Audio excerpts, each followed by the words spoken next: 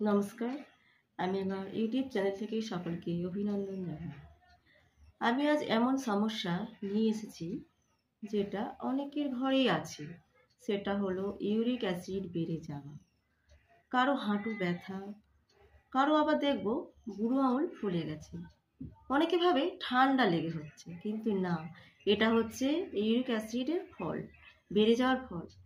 চলো এবার দেখে নিই কেন ইউরিক অ্যাসিড বেড়ে যায়।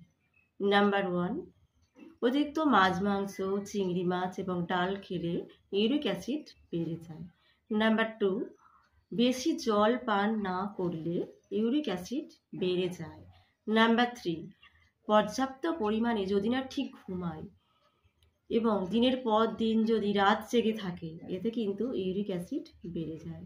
নাম্বার 4, নিয়মিত ব্যায়াম না করলে ইউরিক অ্যাসিড বেড়ে যায়।